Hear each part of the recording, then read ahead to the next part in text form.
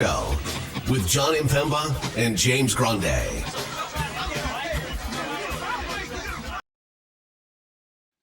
What's going on, everybody? Happy freaking Friday.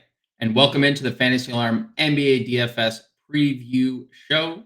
We have a 7-game main slate on DraftKings. I am James Grande. I'm going to be hosting this show. As you could tell, even though the intro told you John Impemba was here, that is a lie.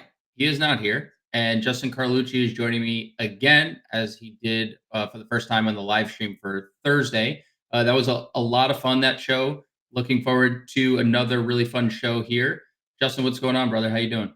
Hey, it's been a while since we talked, couple hours. Yeah. But there's some teams on back-to-backs Friday, and there's still some stuff we're currently digesting as we're recording. So it'll be fun to kind of get a jump start and try to start pointing some things out that might be relevant on Friday night. And yes, happy almost weekend to you all. Yeah, TGIF. Also, the restaurant I had my first day with my wife. So salute to that fine establishment, TGIF. Yeah, nice. Yeah, right. Speaking of back to backs, as you mentioned, Golden State second leg of a back to back. The Spurs second leg of a back to back. Chicago Bulls. Yeah, that's it. So we got 3 teams on the second leg. In terms of front legs, Boston, and that's it. So just the Celtics. So it looks fun. There are some teams reeling on this slate, as you know, Philadelphia without its top name player again, Joel Embiid. The Lakers coming off another shellacking. The Bucks get a tough assignment in Boston. The Indiana Pacers can't figure out what's going on with their team. Just initial thoughts here, Justin. What do we got for this 7-gamer? Just looking at some of the matchups we got. Yeah. I mean, my first instinct wants to just see if DraftKings started to appropriately price some of these Spurs from Thursday's debacle. And if those of you were with us throughout Thursday and through our articles and media, and then you watched the first half of that Spurs game, it was an utter disaster. Here we are, a just insane second half. Grande told me when we were sitting here, hey, that game's starting to smash. There's over 150 points in that game and counting. So it ain't over till it's over. We talked about the possibility of Zach Collins getting a little handsy. Sure as hell, he did the 2,003 minutes thing, which is pour one out for the Zach Collins owners. What did his ownership come in about on DraftKings? Was it super sky high as we expected? It was like 40 in single entry. Yeah. Okay. I kind of thought maybe it would be more, but that's still obviously a huge number. But again, Spurs and the Kings, who were both on second legs of back-to-back. Of course, Spurs without Victor Wembanyama. Looks like Trey Jones is out as well. And, it looks like they did a little bit better job of pricing these guys. You still get a 4K Charles Bassey. I know I'm like digging into the weeds, but my first thought here was like, let's see if they did their due diligence and actually followed FanDuel suit and priced these guys appropriately.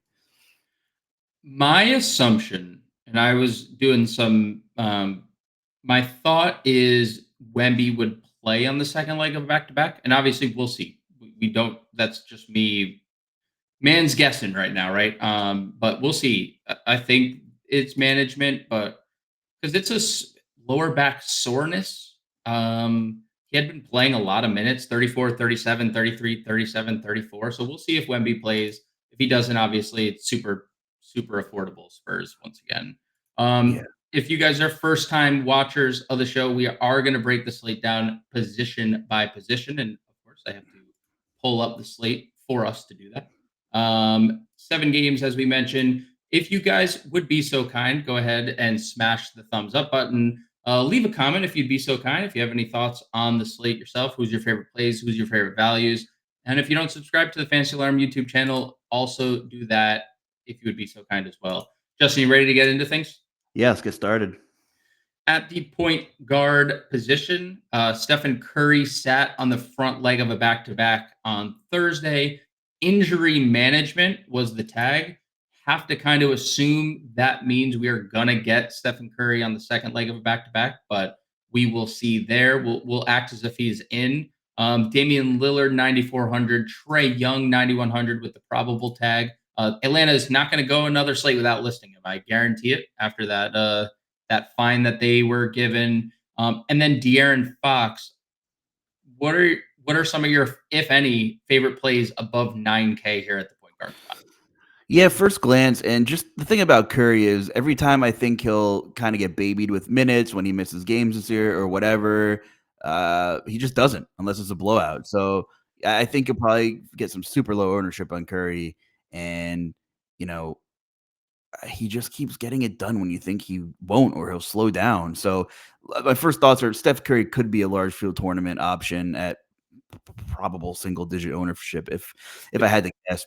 Boston rested a few guys the other day. I don't particularly see that happening again unless there's like illnesses going around, which is nice. It's one more just massive chaotic situation we can hopefully with the Celtics. I guess like in terms of that range, I'm a sucker for De'Aaron Fox typically. I'm not really crazy like over anyone in this range in the 9K range. I mean, Anthony Edwards is right there. He's kind of underwhelmed this season Yes. as well. So 9K in range is maybe kind of a general pass for me. Just if I'm playing one lineup, none of these guys really strike me as someone I need to get in there, at least at this point in time. I will. I understand Trae Young's been. It's very weird season for Trae Young. Um, I would have some interest here.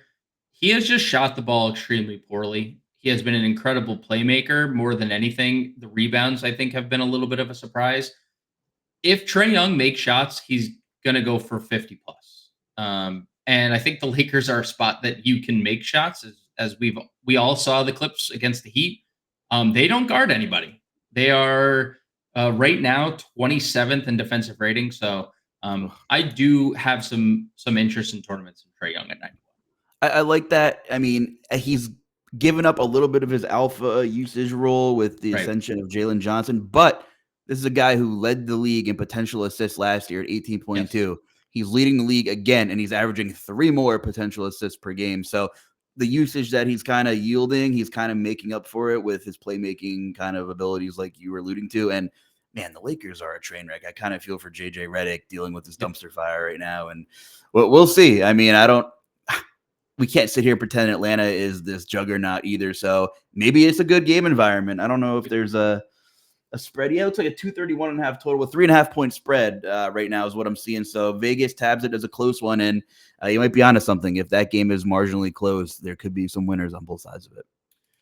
Let's shift into the next tier because I think this is where some conversations get interesting, specifically with one guy. And you mentioned underwhelming, tough spot. You could play him in tournaments. I feel the same way. I kind of feel the same way about Maxey. No Embiid, just an awful, awful spot.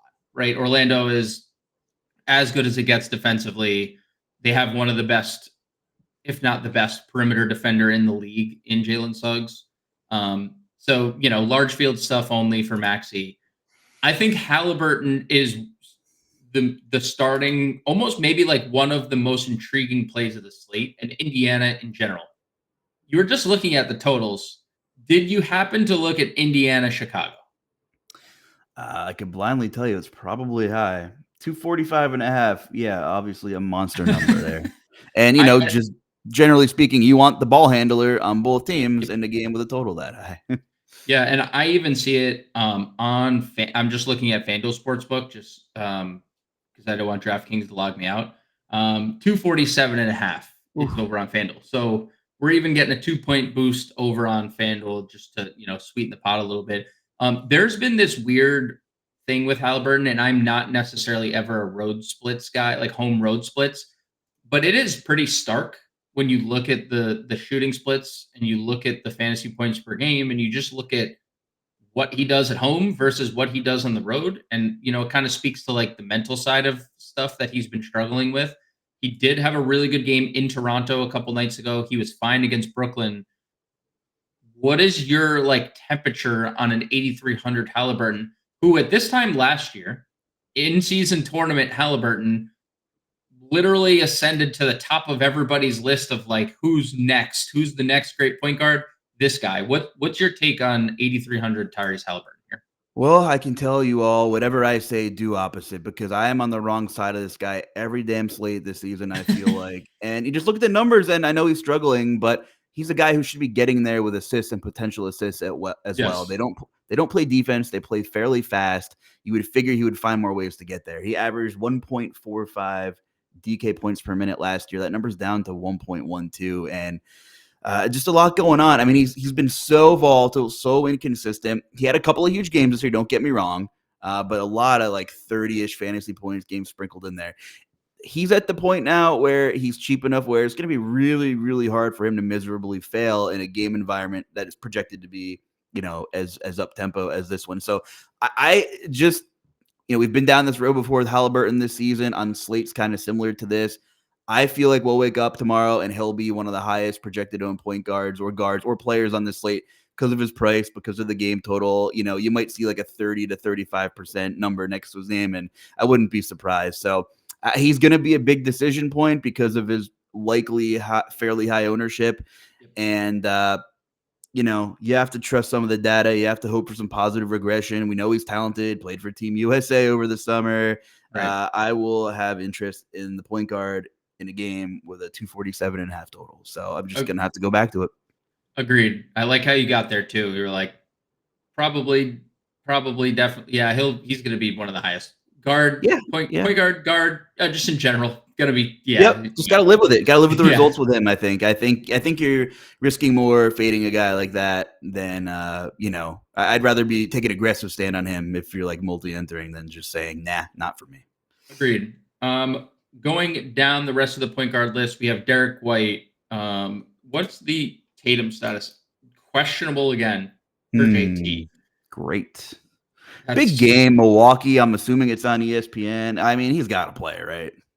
So there were Joe Mazzulla's talked about it. Usually Tatum's the first guy that wants to play through everything, and he's openly talked about that. I don't know if you ever saw the Jason Tatum Monday night in Charlotte rant that he did, but he's a warrior.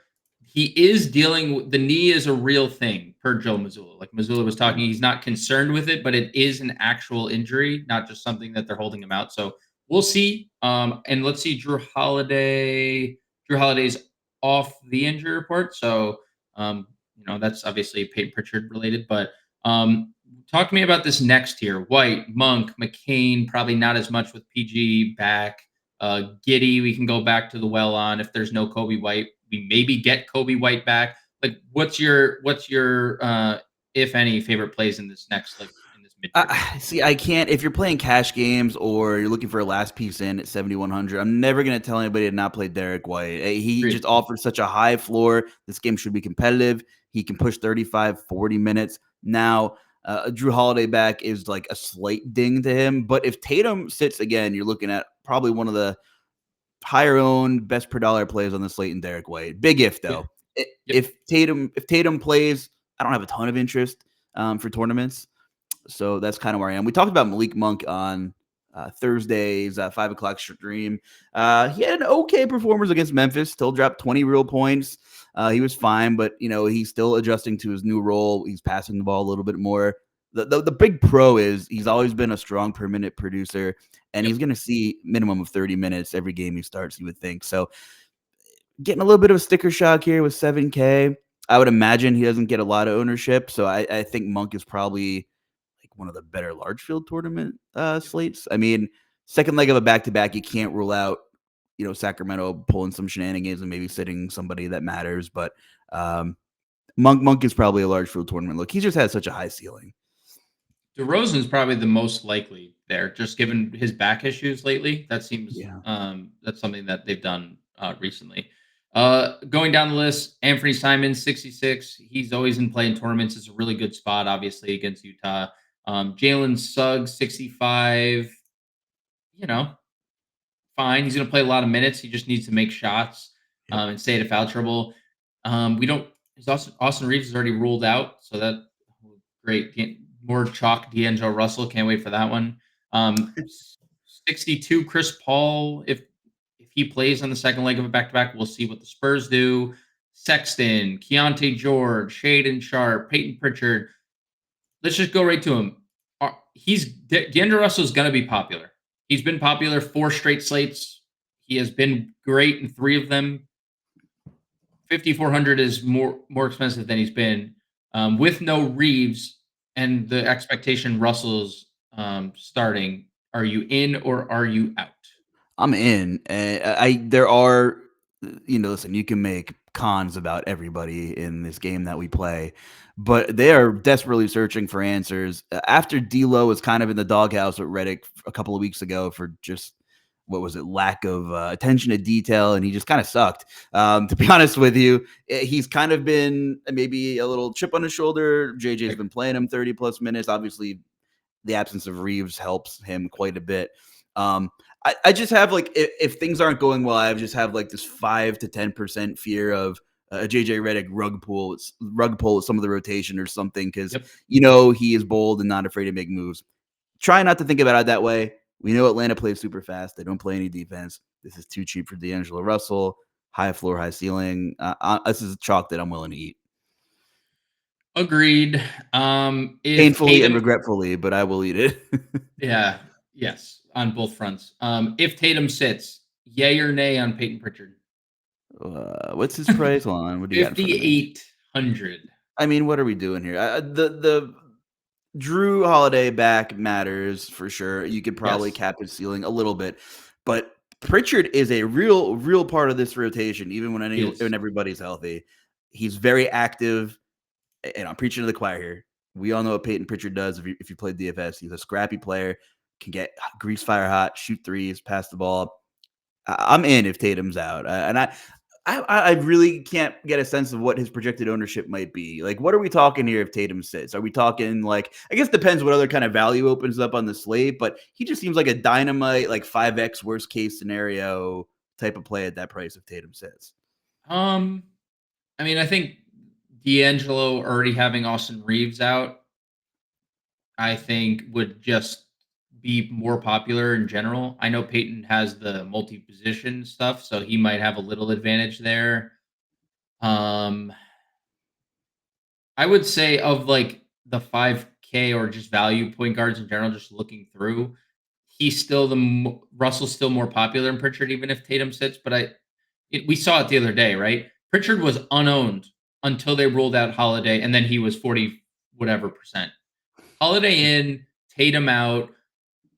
They're going to start Hauser in like Pritchard is just not starting. No, even if there is a fire and there's no other players are able to get to the arena, they're gonna find 5 people off the street, and Peyton Pritchard is still gonna come off the bench. Like he's just not going to start. But like what happened the other day, they took Al off the floor, and they didn't close with Horford, and they closed Pritchard Hauser, right? So there's a realistic chance that Pritchard closes in a game without Tatum at 5,800. Is there more Porzingis also questionable? Al Horford also questionable. There is a lot of Boston news that we're going to have to sift through. Fortunately, it's 7:30, so hopefully we get that early enough. I feel like Boston has typically been a team that has gotten news out relatively early. Do they have the back-to-back, don't they? So basically, my assumption is they stagger Horford and Porzingis. That would be my guess. One sits, one plays, because they have the back-to-back. And that's what they've done kind of. Well, actually, they didn't. They sat in both last time. We got a lot to sift through for Boston. We'll figure it out later. Is there anything else at point guard? Mike Conley, 5K. Scoot Henderson, questionable again. Yeah. I want to backtrack. You mentioned Simons, and if Scoot Henderson's out, I think Simons has a chance to smash, and I think he might be at a discounted ownership because of all the mid-price plays that you mentioned. D'Angelo Russell, Peyton Pritchard could look really good, and all these guys. Scoot Henderson's playing massive minutes, so even if he plays, I'm still interested in Simons. The Jazz are like, I don't know. It's like the Magic matchup, right? They play no defense and they're pretty fast. And crazy thing happens against Utah. What a bizarre game Simons had against Dallas, though, a couple of days ago. And I was just like looking through his game flow. 23 minutes, super efficient from the floor, 9 of 11, 27 points. The fouls. He fouled out. He had a nuclear third quarter.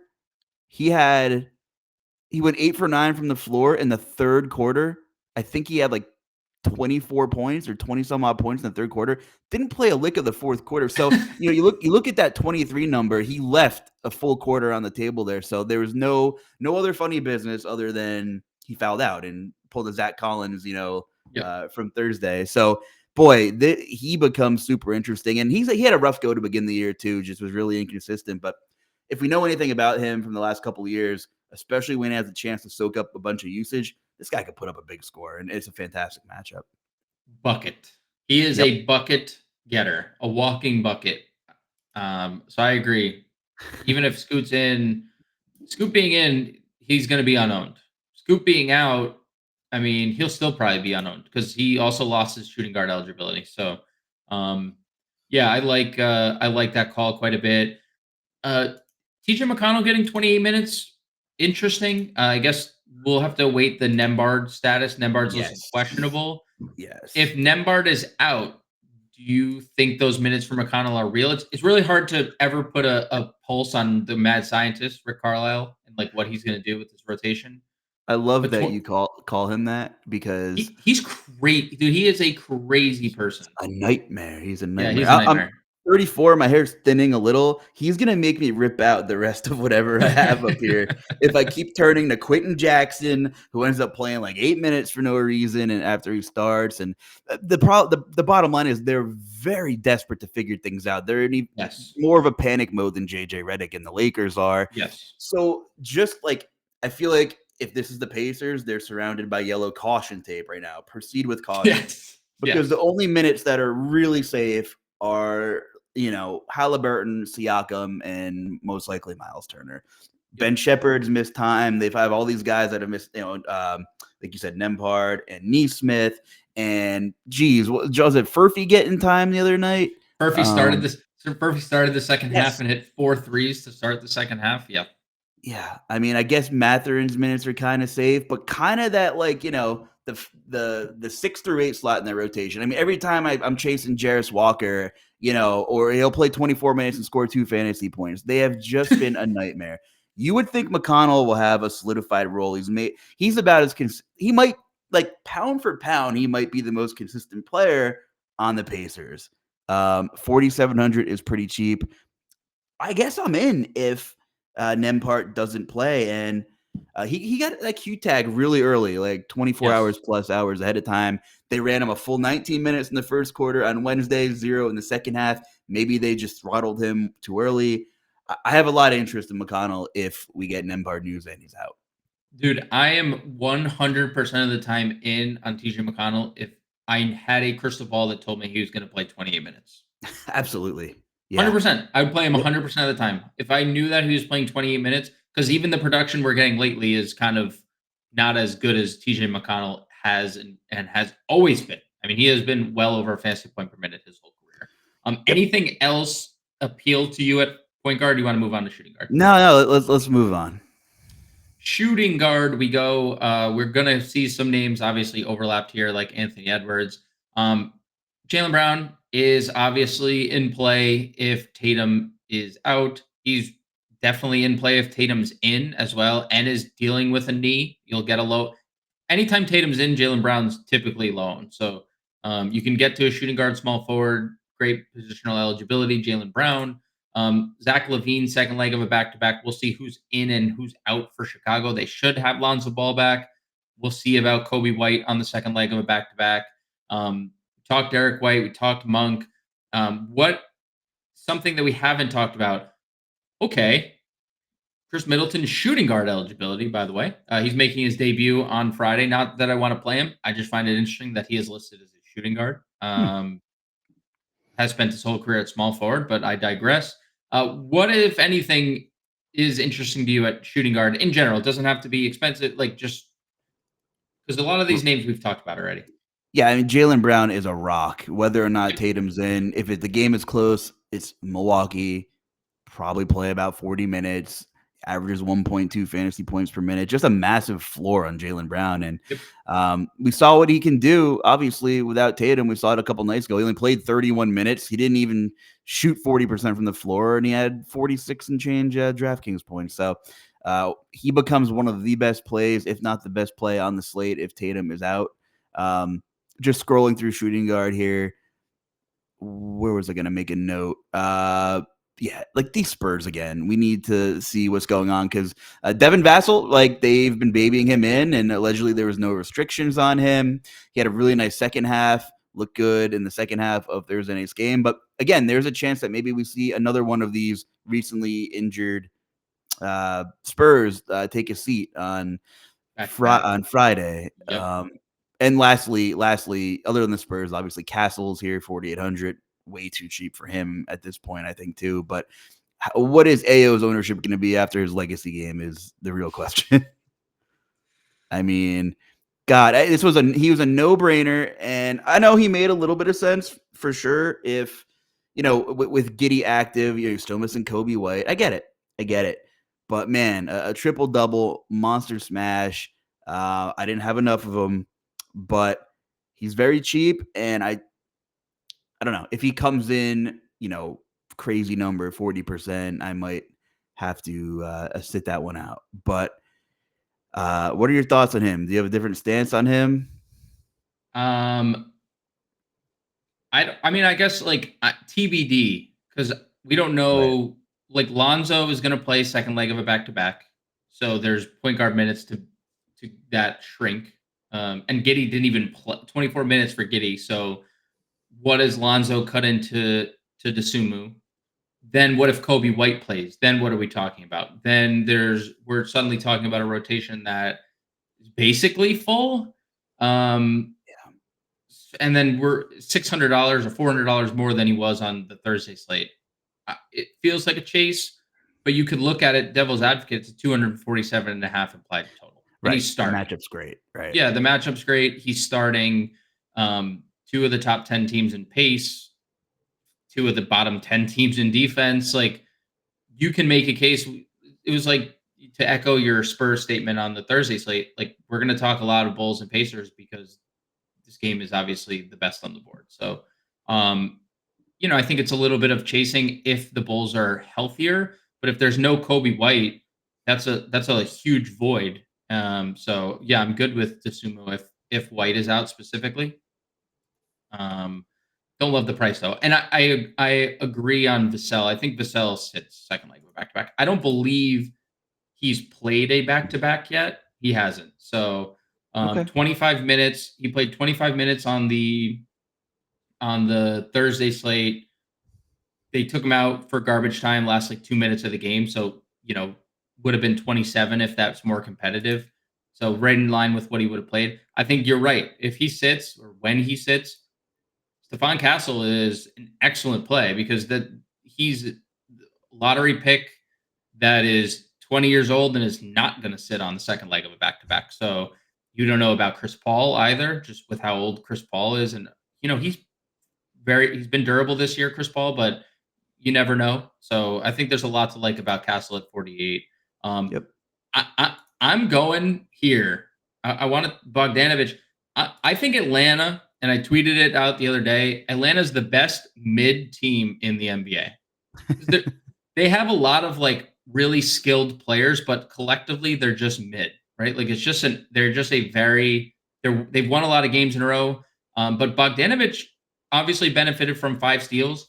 He just has not made shots, and then he made shots the other day. It's a really good spot against the Lakers. 4,700. You in or are you out on some bogey here? Listen, man, you're never going to have to twist my arm to play some bogey. Something about that Croatian national team.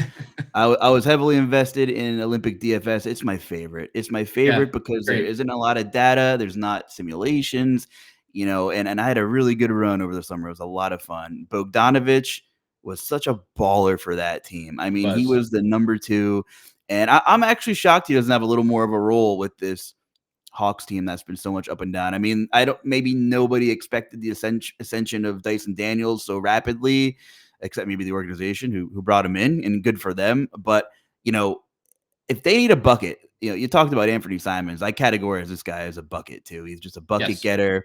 Great tournament play because I'm sure there'll be a little bit more solidified value in terms of minutes that open up. So I think Bogey honestly might be like a slight afterthought for some people. But I really like this as a big game against the Lakers. I think I like that call quite a bit. And by the way, and it pains me, but I had to give him his 10 seconds of airtime. But his Croatian colleague, Mr. Micic, ran garbage time and went freaking nuclear on Thursday. And boy, oh boy, is that I don't know why 30-year-old Micic is playing mop-up time against the Knicks. I don't know why Mikal Bridges was playing 48 minutes, up 30 points either. There are so many things that we don't know, but we're doing our best to tell you the things that we think we know in the show. Vasily Micic played 35 minutes, huh? I mean, what the was hell? that a get me the minutes for benching me the other day type situation? I'm done guessing, dude. I have no idea. I did not click that game because I didn't have exposure and I saw what the result was. Other than the fact I scrolled to Mikal Bridges. That's all. I wanted to see Bridges minutes. That's something. Let's go to small forward. Let's go to small forward. Thank God Vasily Micic isn't on this slate. We don't have to worry about him. Jason Tatum is potentially on the slate. 10K against the Bucks. Franz Wagner 9,500 continuing to just be awesome. Super reliable, reliable at this point. Franz Wagner 9,500. Talk JB. We talked Levine a little bit. What do you think of Paul George? 7,600 didn't play the second leg of a back-to-back. I think that Paul George in any other spot than the Magic would be arguably the best per dollar play on the board at 7,600 no Embiid. You basically took the words out of my mouth. Great price. He's playing the Magic. Training wheels finally off, right? Dumb baby in this guy. But it's the Magic. However, I'm always in the corner that usage trumps matchup in most situations. So if I'm multi-entering, I still definitely want to get my hands on some Paul George shares. Again, not nearly as appealing as even if it was like a mediocre matchup. This thing is going to be grinded out, just garbage type of environment. Great for real life defensive tenacity enthusiasts, right? But yeah, anyone but the Magic. I think Paul George is a high floor play. I worry about his ceiling with Maxey and hopefully some more McCain in the mix there as well. But I'm definitely not arguing you with 7,600 for Paul George. I think he's a fine play.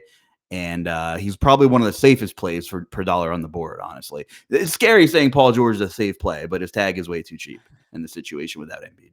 Yeah, it's the price in the minutes, right? Like you said, training 37 minutes the last time we saw him. That on a Nick Nurse-led team, that's not going any lower than 37. So love the price, love the minutes. Can definitely get there.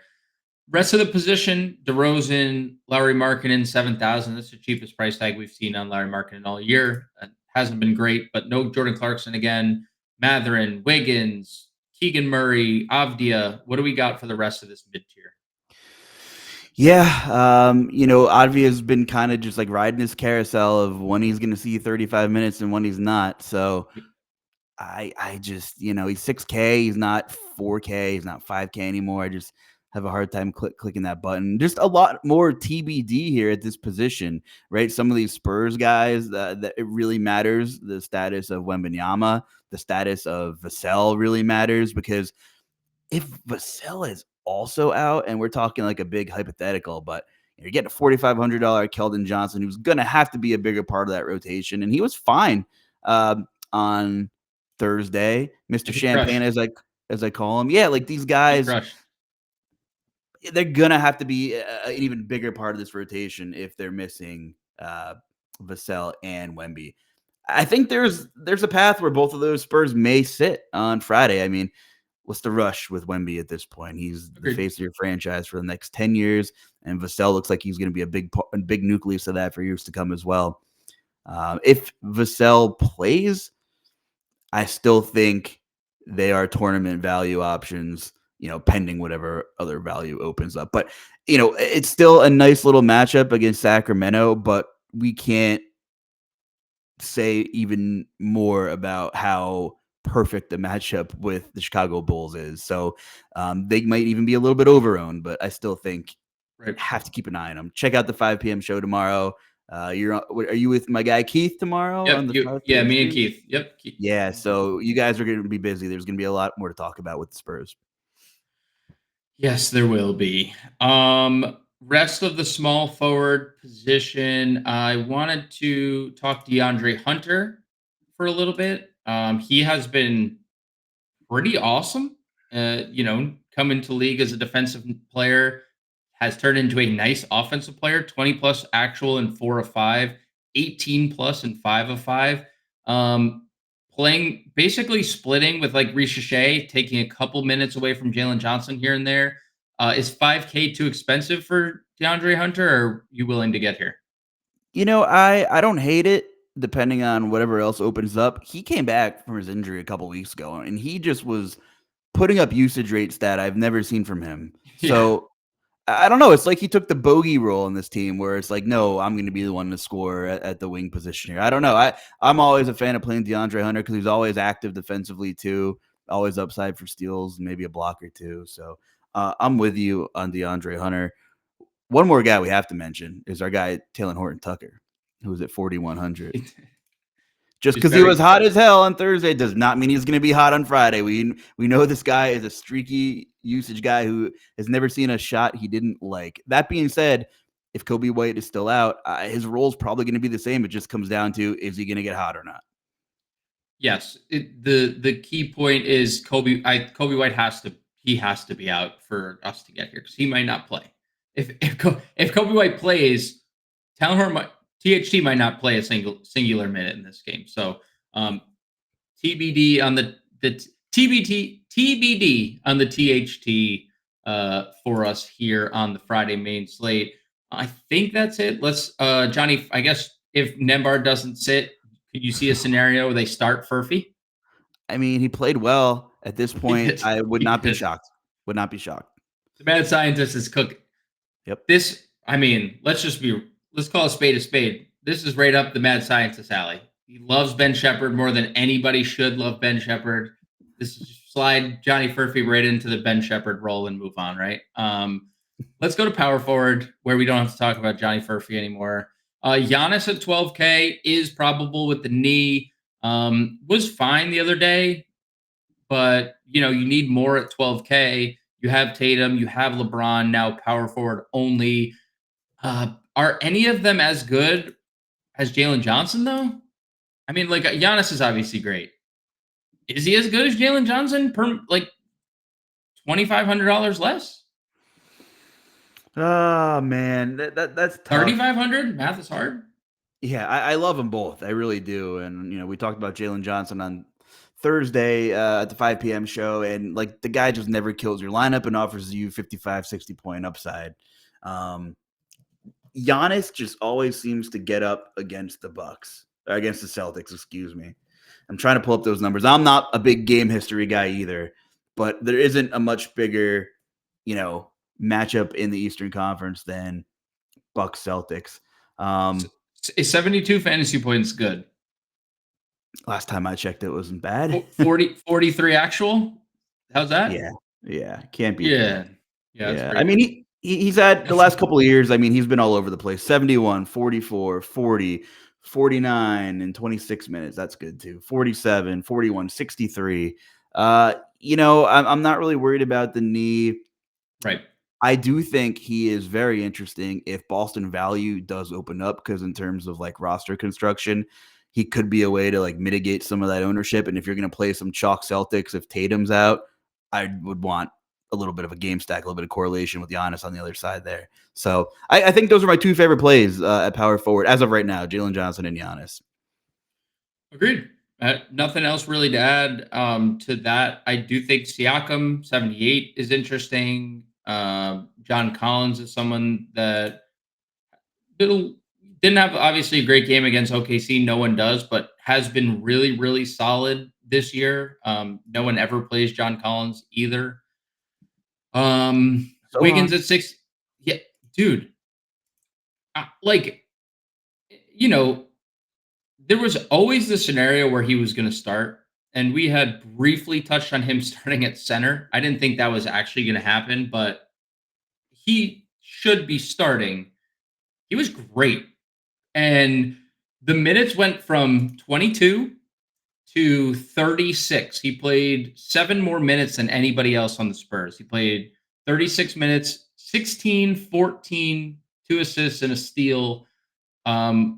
He's just been awesome. I'd be willing to go to Sohan rather, with or kind of without Wemby at 6,100. Like if Yeah. Wemby plays, I still think Sohan's going to start. Like both are just going to be in the starting lineup. Yeah, and even if Wemby plays, there's a chance Vassell sits, which helps Right. him in terms of usage and more shots to go around for the others. So honestly, like, I literally just said Giannis and Jalen Johnson are my 2 favorite plays. Sohan is probably squarely in that discussion as well. Even if the news doesn't break his way. So awesome seeing the minutes get up there to 35. Didn't expect that. Did not expect that. I would have been thrilled with 30. 36, you said, actually, just amazing. So fantastic play on this slate, I believe. I'm happy, coach. Salute to the interim coach there at San Antonio. Coach speak means something these days, right? Not actually just saying there's no limit. He just plays in 30, 35, 36 minutes. That's great. Yep. What do you think of Gershon here? He's been pretty good. I know it's a tough spot, but he's been pretty good. The minutes were great the other day, but a little worried about PG coming back. Oh yeah, for sure. That matters. Gershon, having a great season for his role on this team. A guy who balled out for France in the Olympics and So literally got fun. signed because of how well he played. It's a So great fun story. in the Olympics. So Yeah, fun. I don't mind him. I hate the matchup. I hate that Paul George is back. I'm probably out on him. Where I do have Okay. interest is just under him with Jeremy Grant, who has this magic matchup against Utah. And he's back to playing some real big minutes. I would imagine he's in line for a big block of minutes again if Scoot misses, and it looks like, what's Robert Williams' status for tomorrow? He's not playing Friday He's out. either. Yeah, he's out. Yep. Klingon still not playing. So, there's a path for 35 plus for Jeremy Grant at a real nice price and a real nice matchup. So let's not forget about him. I know he's kind of a volatile click at times, but his tag is at the point where he's going to have to otherworldly be terrible to kill you for sure. Where did the shots go? Where did they go? This is like he's been a very high usage guy for Portland throughout the years. You're almost banking on those minutes now. You always didn't need it, but is it just a collective thing? DeAndre Ayton comes in the picture. Right. Scoot's here now. Simons loves to get his. Still, this guy. Shaden Sharp is back. Shaden Sharp, yeah. I've been chasing him all year too, and it hasn't worked out for me. So yeah, maybe they're just a collective group of guys that no one really pays attention to Portland in the mainstream. So, you're kind of banking on 30 minutes. You're kind of banking on a couple peripherals, but the matchup's great. So I really like the tag on Jeremy Grant, and I don't think he'll be overwhelmingly popular. I don't either. And I'm not saying the shots won't be there. I'm just asking for a friend here, where they went. The Orlando Magic continue to run this double big Wendell Carter, Goga Batadze lineup. Carter's been pretty bad the last 2 games. If you want to go back, fine. Hachimura seems like he's going to be the first one out of that Lakers rotation sooner rather than later. He looks lost out there. But as long as he's starting, he's 4,900. We'll see what happens with Boston. Al Horford, 49. If he plays and Porzingis sits, then obviously Horford would be really appealing at $4,900. Naz Reid, 49. Hauser, contingent on some news, at 48. We talked Keldon Johnson, Caleb Martin. No thanks. We have an infinity for Jonathan Isaac that we just can't shake here. Just wanted to bring it up because it's just like it. I think like contractually we have to talk about Jonathan Isaac. Like the ceiling of Jonathan Isaac. Yeah. Yeah. And of course, last game he was super efficient, poured in 2 blocks, 2 steals. Right? Everything went right. Everything went right. God forbid he plays 20 minutes, but he actually got hurt in this. He got hurt in this game. He's hurt every other game, right? Yeah. Yes. That has been the Jonathan Isaac story. It's always never a pleasure rostering Jonathan Isaac on your fantasy squad, but he's going to project well everywhere because of, how he produces, and he's just really never someone I'm heavily investing in. You know who's going to be popular? Obi Toppin. Yes.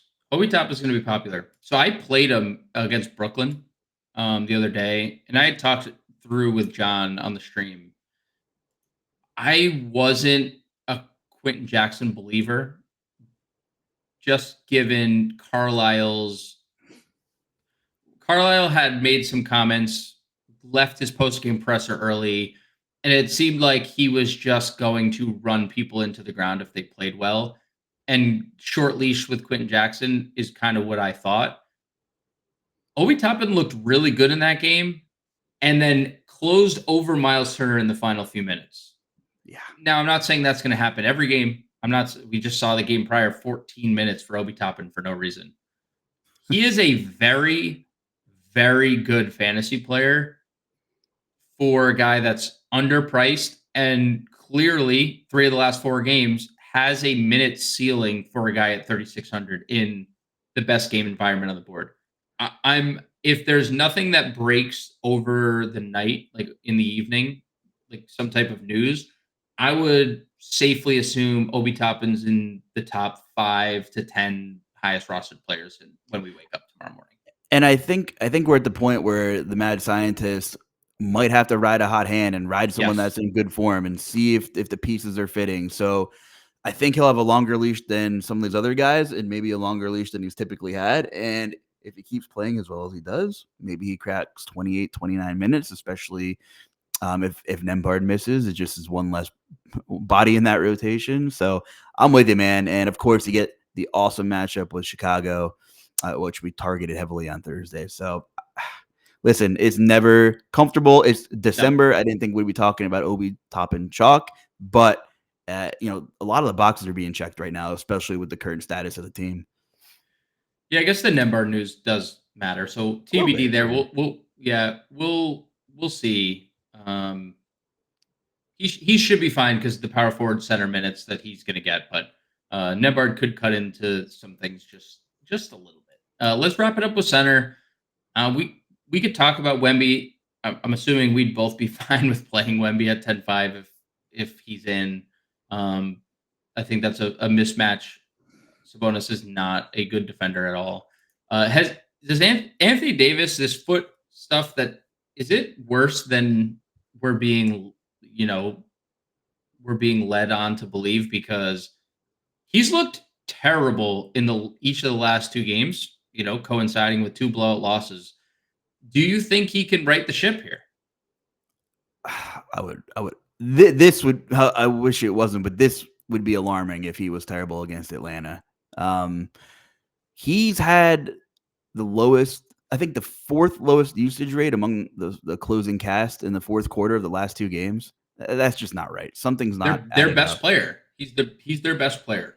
He was having an MVP type season, really. Like, no one's really talking about it, but he really was. So,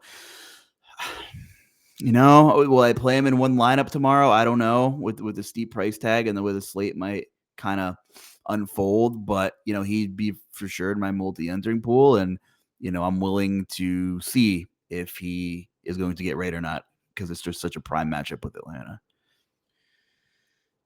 I'm willing to take the shot too. It's a really good price. Yeah, and center kind of is loaded on most nights now. I mean, Vucevic went absolutely crazy later in that game in Chicago. He did. And I don't know. Did I talk? He had 39. He had 39 real points. Real actual 39 actual. Did I call him my bougie white bread? You called Harrison Barnes white bread. He was like, yes, my bougie white bread. He was your bougie white bread. I mean, he was, dude, 16 of 22. Gross. Golly, he was straight from a bakery, dude. He wasn't he was freshly baked hand-picked from the nicest bakery in New York City. Yeah. I mean, he was fantastic. I mean, just scrolling down the list here, the guy on the other side of that matchup, Chicago, as well as I do, gets absolutely slaughtered in the paint. Miles Turner should have solidified minutes. Love playing him when he's in these mid-6 kind of price range because there's upside to block shots and stuff like that, Yep. and is a fantastic matchup. And one more guy, and then I'll shut up, is DeAndre Ayton. Maybe some shots will go there. I don't know. I like centers against Utah is one specific matchup. I'm not usually gung-ho about this positionality specific stuff. I Same. do think there's the most substance that sticks with centers just because of the way the game's played and, rebounding and things like that. I'm willing to throw game logs out against Utah, and this is such a great price for him, 6,800. You know, uh, I guess Scoot matters a little just in terms of usage. There's a lot of shots to go around, but Ayton has a big ego. He's gonna get his up no matter what, and I think he could have one of those. I wouldn't call it anomaly rebounding games, but I think he'll have his chances on the glass for sure. I would say the Clippers game was more of an anomaly than anything. 3? I True. mean, for a guy averaging 10, so, positive regression there.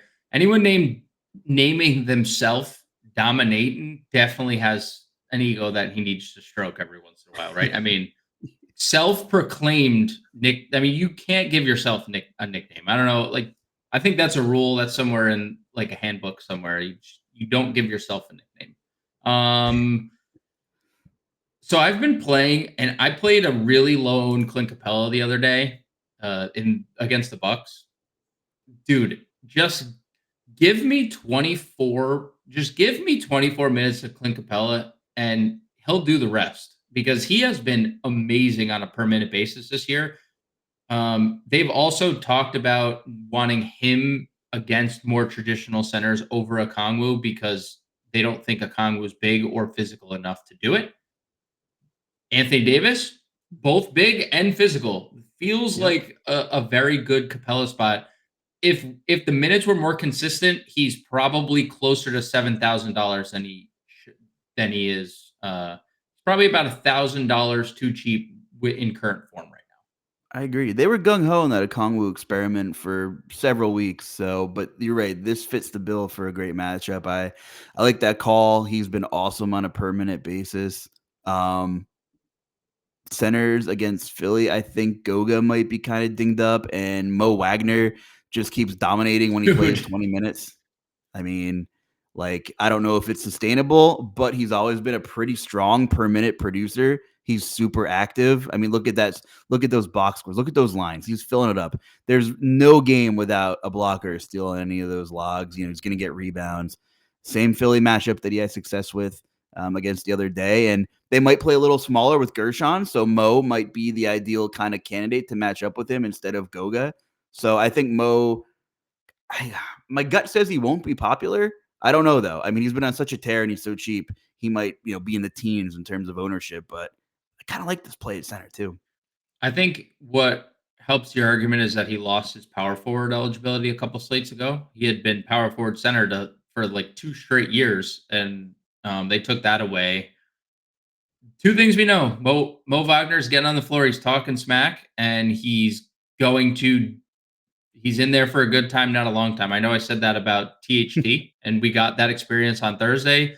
But the all good time, not a long time team, like he's on the first team, right? Like Yeah. THT, Mo Wagner, like these guys are first team, all good time, not a long time player. So um, I like Mo Wagner quite a bit. He's going. I don't suspect he'd be popular at all, just because the eligibility kind of stinks at a really and he's in the 7 p.m. window. He lost his power forward eligibility, and it's like what is the total in this game? 207? Was it 209 and a half?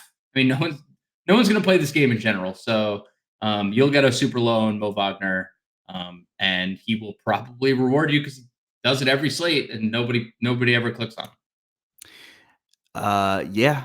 I think that's it for me for center. I would say There's Kevon Looney if there's no Draymond. good They've call. Good started call. they've That's started big. Looney they've started Looney a couple slates in a row. And he was really good against Jokic. He just fouled out. Tonight, Kevon Looney in 14 first half minutes is plus 20 for the Whew. Warriors. 4 points, 6 rebounds, 3 assists, 1 steal, and he's 20 first $4,200. half minutes. That's a big No, number. 14, 14, 14, Oh, I'm 14. sorry. That was 20. Plus Still. minus, plus minus. So like seeing, I'm just Oh, okay. the My way bad. that coaches are going to look at it, like at least in my perspective, he's the best plus minus on the floor. Like you're not playing Jackson Davis over that, who's minus 10. They lost all the Jackson Davis minutes. They smashed Looney minutes. If there's no Draymond, who's questionable, then Looney's going to start and play all the minutes again. He played 14 first half minutes, which still Yeah. 28 minutes for Kevon Looney at 4,200 is still a Smash. Absolutely. Great call. Great call. I missed that. Great call on him. Yep. I agree. I Oh, Charles think Bassey that's just hanging out there again. Just a reminder to check back at 5 p.m. on Friday to see Grande and Keith's talk about what kind of madness, including the Spurs ensues on Friday afternoon. Because if Charles Bassey is in play, then play him. You probably should. what is Collins 5K? Oof. Yeah, I know you mentioned that earlier. I just wanted to revisit that 5K. Yeah, I mean, he's right at like my threshold, right? Because the minutes are never going to be crazy. He can put up a big number for sure, but man, I just prefer Bassey with that big difference in price. 23 minutes for Collins, 13 for Bassey on Thursday. Collins did end up getting there mostly because of steals and blocks. Bassey wasn't, but 10-minute discrepancy. I'd probably still lean Collins, but we've seen crazier stuff happen. We saw Bassey have 6 blocks in the game. So we didn't get to do this on the live stream. Let's build a lineup for the folks at home. Just an example lineup for everyone. Everything could change. This probably doesn't matter by the time roster lock comes around. Where would you like to start? Is there a priority spend? Is there priority value that you want to get to? Like, I feel like something like a D'Angelo Russell was probably somewhere we'd start, just given Yeah, there's no I Austin would be Reeves. happy to plug him in. Okay. Let's plug him in for sure. Yeah, that's a 7:30 window. I mean, we'll play him at point guard.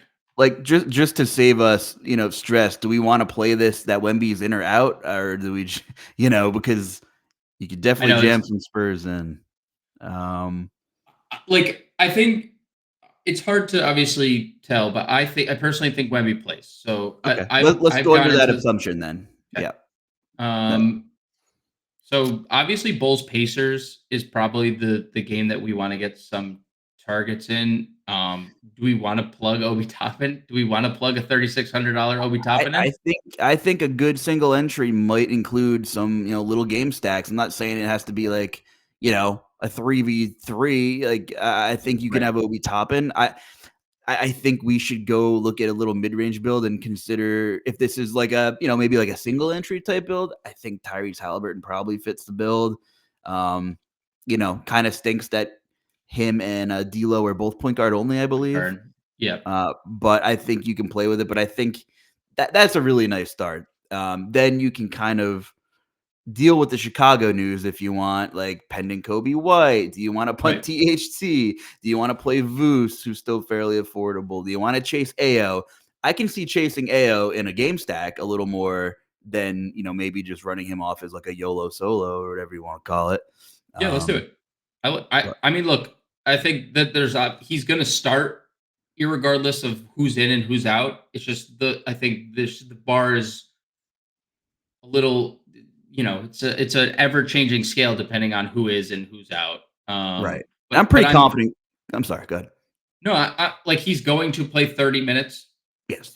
It's just what happens next. Like, are we getting a 30-point triple double out of him again if Kobe White's in? Probably unlikely, but if Kobe White's out, I guess all bets are off, right? It's in the cards. It's in the range of outcomes. So, any particular small forwards that you would like to plug? I'll go out on a limb and guess that I was kind of looking at some stuff here, and you've heard that maybe the Tatum knee is a real thing. I think we should just build this. No, I don't want to open up that can of worms because then there's a million other Celtics pieces. Just keep in mind, guys. We're just plugging all Celtics. Just keep in mind that Jaylen Brown's probably like the de facto play in the slate if Jason Tatum is out on Friday. That's obviously a big one. man, I mean, there's nothing that I'm dying to play here at small forward. I mean, I'm spitballing here since we mentioned the Bulls game. Benny Mathurin, his minutes are probably safe. That's a really great matchup. I think he's actually a nice tournament option. I mean, what's your confidence level with Bogey, or is that not someone you're willing to roll the dice on this type of build? I think that game is excellent too. Lakers bottom 3 in defense. Bogey or Hunter would be probably the directions I would have liked to go. I mean, Horton Tucker's in play again. Let's go Bogey. Let's go Bogey. I like the other side of this game in terms of I think that this game is something that is going to go over if it stays at 231.5. I think that goes way over. Okay. Both teams don't play defense. Atlanta's the second highest pace in the league. If the Lakers can figure out a way to score, this game is a smash over. This game's going to have 250 points scored. Yeah. So 7,400 for a center, which is obviously a really good position for us. Forward, util. We do have the late night hammers, Utah, Portland, and Minnesota, Golden State. At both those games. Really like the Portland side. I mean, I know there's a lot of mouths to feed. I'm kind of hoping Scoot's out. We filled up our guard slots, but don't forget about Anthony Simons. I like Jeremy Grant. I like DeAndre Ayton. But maybe we can go backwards here because I know you and I can both agree on one forward, I think, and that's Jeremy Sohan, regardless of the status of Wemby. Let's plug him in at forward. Not overthink that. And then, look at that money. Look at that price. You have a lot of wiggle room to kind of build, kind of like two guys that are high floor, high ceiling, or you can even go a little stars and scrubby if you like with 16-2 left over. With Giannis or AD, if we wanted to spend all the way up. What does Giannis give you left? My brain is fried. It's 11:30. 4,200. 4,200 for a util. Yeah. Kevon Looney sitting there, man. That's pretty. The script writes itself. Now they did run MRI on Draymond's knee. He came back clean, and they said he has a chance to play. Like I don't love they're it. winning. They're beating Houston by 13. Obviously, they've had a big lead against Denver the other night and blew it. They've lost 5 in a row. If they lose, I feel like Draymond would more likely play. If they win, Draymond's like, I could just take another day off. Also, Tuesday, they play the in-season tournament, right? Like against Houston, do they rest Draymond until then where, it's like, all right, well, we're going to get you back and ready for the Emirates NBA Cup. Do you want to build with Looney contingent on? It's interesting. What is humor me here. What does DeAndre Ayton at center give you? Like what kind of personnel are we looking like at a util if you plug Ayton in at center? DeAndre Ayton, 9,400. Wow, there's some bonus. I mean, we also talked about if you do, obviously this lineup will probably be stale by Friday, but if you go Giannis, Mo Wagner's 4,100, I believe, and that kind of fits 45. like a glove. He's 45. Damn it, I lied to everyone. But he's another option to consider if you want to plug in, someone who's just been tearing it up, and you have 11-7. You could pretty much play around some of these pieces we talked about, and make Giannis fit or whatever you want to do. I mean, are you concerned about the Giannis boo-boo? Or I mean, I think I'm okay with. Yeah, I'm good. Yeah, he played 36 minutes on the knee, right? On the second leg of a back-to-back. So I'm not really, just feels like a formality. They've just been listing him every day. It's like, is what it is. We move on. When he sits, he sits. When he doesn't, he's going to be full. So that's just kind of my personal opinion on it. He looks perfectly fine when he's out there. Yeah, when he's in, he's in. And it's really nice to just kind of get a glimpse here that this slate tomorrow, I mean, you never feel great paying up for a 12K guy, but there's enough kind of low midish range value that we talked about these plays that we like quite a bit that I don't really feel terrible about the floors of any of those guys that we had plugged into that build. I don't either. And I think there's obviously, I just plugged in Vooch here. if we went full game stack with a 250, nearly 250 implied points, just to see what it would look like. Oh yeah. Now this is a 78. scenario where you can talk me into playing Paul George as a last piece, kind of high floor, high ceiling guy. I mean, listen, Someone's gonna it's play going to be him. a grind. They might score 100 points on the nose, maybe, but he might have like 30 of them. So we'll see. And Maxi's had his struggles, and the McCain. It blows my mind if Nick Nurse is going to keep running McCain off the bench when Paul George is back, and yet Kyle Lowry keeps getting. I know he has this relationship with Kyle Lowry, Yeah, but it's time to cut the cord on that, Nick Nurse, and let McCain play. But that bodes well for Paul George, though. If McCain's not going to be in his rotation as much, more usage for the big fella here. agreed. I was just messing around with the Vooch build. Like if we wanted to actually get a spend up, let's say Wemby plays 5,700 for like a final piece. Look, Jeremy Grant. You like Yes. Jeremy Grant 57? Wemby, Jeremy Grant seems like a pretty Yeah. fun, And like a I good. think you'll get extremely generous ownership on Wemby. People are going to be very hesitant to click that button. After he sat out, after he had the big ugly out tag next to his name on a slate where Giannis is in a huge game as well. I really think that's interesting. Good stuff. That looks really nice. Just for the podcast audience, we do, you can find us on whatever podcast platform. The example lineup that we put together: D'Angelo Russell, Io DeSunmu, Bogdan Bogdanovic, Obi Toppin, Victor Wembanyama, Tyrese Halliburton, Jeremy Sohan, Jeremy Grant. $0 left over. Big shout out to Justin Carlucci for joining me once again. Justin, why don't you plug your X handle here so people can find you over there? Yeah, look me up at the J Carlucci. DMs always open. Chop about some sports or whatever's on your mind. I'm here. I'm new at Fantasy Alarm. I'm having fun. I'm here for a good time and hopefully a long time. And it's been a pleasure spending my Thursday evening with you, Mr. Grande. I appreciate it, and you guys could. I'm also the on the old X machine, the_real_grande. You can do the same. Just don't DM me. Stay away. I'm just kidding. That's okay. You guys, whatever contact you can, and you guys could always become a member of the family as our Cyber Monday deal runs out. You can see the scroll on the bottom. Code CM24 at checkout. Gets you the subscription package for less than $20 a month if you go to fantasyalarm.com/cyber. There's also a QR code up in the top left corner of your screen right now that you could scan as well. So for Justin, I'm James. I appreciate all of you guys. I hope you guys have a great weekend. I'll be back again at 5 p.m. For Justin, I'm James. Peace out. Everybody be safe.